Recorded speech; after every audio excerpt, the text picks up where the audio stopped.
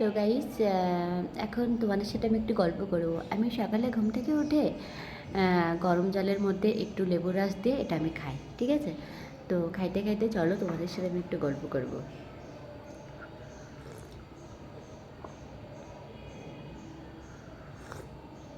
জানো তো, এই শীতকাল আসলে আমার খুব ছোটোবেলার কথা মনে পড়ে। এই শীতের সময় যখন মামার বাড়ি যেতাম, ওরে বাপ রে বাপ, মানে কি পরিমাণ ঠান্ডা পড়তো। আর আমার মামার বাড়ি গ্রামে, জানো তো, যে কি টিনের বাড়ি ছিল, হ্যাঁ।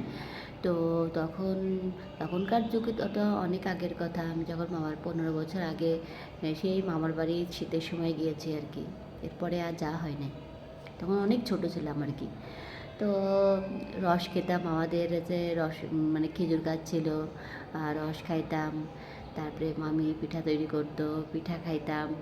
আর ছোটোবেলায় যখন মামার বাড়ি যেতাম তখন সবাই, জানো তো, মানে আমার মামাতো ভাই বোনেরাও আমার থেকে একটু বড় ছিল, বা তাদের সাথে অনেক খেলাধুলা করতাম।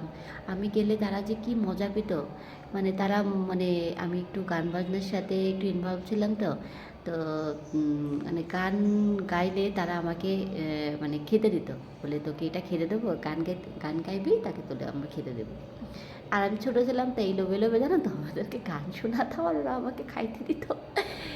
তো যাই হোক, এটা শীতকালের কথা বলছি। আর শীতকালে যখন এই ডিসেম্বর তো এখন মাস, তখন নভেম্বরে যখন আমাদের পরীক্ষা হতো, তা আমার মনে আছে আমি ছোটোবেলায় শীতকালে, মানে ঠান্ডা তো কী হয়েছে কোনো ব্যাপার না, মানে তাড়াতাড়ি করে স্নান টান করে মাথায় শ্যাম্পু করে প্রথম যেদিনকে পরীক্ষা থাকতো, পরীক্ষা দিতে হবে আজকে, তো আমাকে সুন্দরভাবে সাজুগুজু করে মাথায় ক্লিপ টিলিপ মেরে, মানে পড়া কতটুকু পেরে করেছি সেটা তো করেছি, বাট তার থেকে বড় কথা আমাকে মাথায় শ্যাম্পু করে আছে, ক্লিপ টিলিপ দিয়ে আমাকে স্কুলে যেতে হবে আর কি।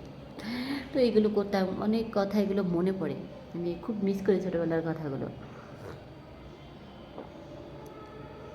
কত মার খাইছি আমি এই পড়ালেখা করার জন্য। মা সেই ভোরবেলা ডেকে দিত, না পড়লে তোর পড়াশোনা হবে না, তোর কিচ্ছু হবে না, তুই জীবনে কিছু করতে পারবি না, হ্যান ত্যান কত। তারপরে ভোরবেলা উঠে, জানো তো, পড়তে হতো, আবার গানের রেয়াজও করতে হতো। গানের রেয়াজ না করলে আমরা বলতে, হ্যাঁ গান শেখাচ্ছে কেন, তোর গান শেখানো দরকার নেই, হ্যান ত্যান কত কথা। অনেক মিস করে, জানি সবার জীবনে ছোটোবেলার মেমোরিগুলো মনে পড়ে। কত সুন্দর সেই গাদি খেলা করতাম। আমাদের পাড়াতে বড় একটা মন্দির আছে, বুঝছো, রাধা গোবিন্দর মন্দির।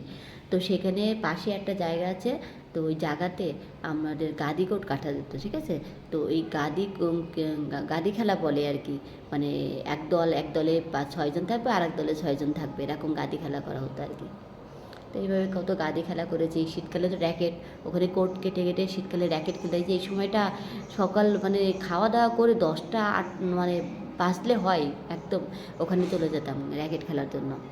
ধুরন্ধর ছিলাম এই, অনেক মানে খেলাধুলা এগুলো প্রচুর পছন্দ করতাম। পড়াশোনায় যে খারাপ ছিলাম তা না, মোটামুটি ভালো ছিলাম, বাট প্রচুর খেলাধুলা পছন্দ করতাম।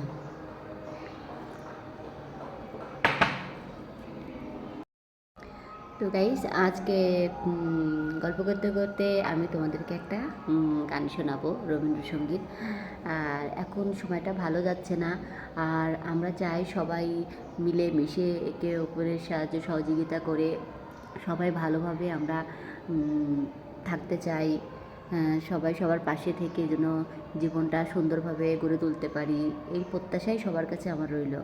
কোনো হিংসা বা পলিটিক্সে না জড়িয়ে, লোভ লালসা সব কিছু বাদ দিয়ে সুন্দর একটা পৃথিবী বা মনোরম একটা পরিবেশে যাতে আমরা সবাই বসবাস করতে পারি, এবং যে যেসব বাচ্চা বা শিশুরা জন্মগ্রহণ করেছে বা যারা বড় হচ্ছে তাদেরকে সুশিক্ষায় শিক্ষিত করে ভবিষ্যতে যাতে সুন্দর একটা জীবন তারা খুঁজে পায়, এমন একটা পৃথিবী যাতে আমরা গড়ে তুলতে পারি, এই প্রত্যাশাই যেন আমাদের সবার ভিতরে থাকে।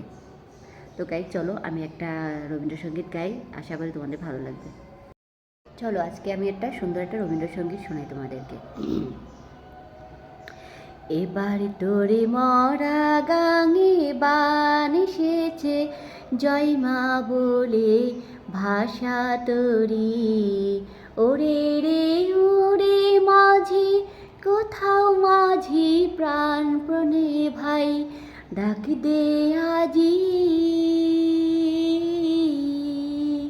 তোরা সবাই মিলে বৈঠানে রে খুলে ফেল সব দরাদরি, এবার তোর মরা গাঙে বান এসেছে, জয় মা বলে ভাষা তোরি।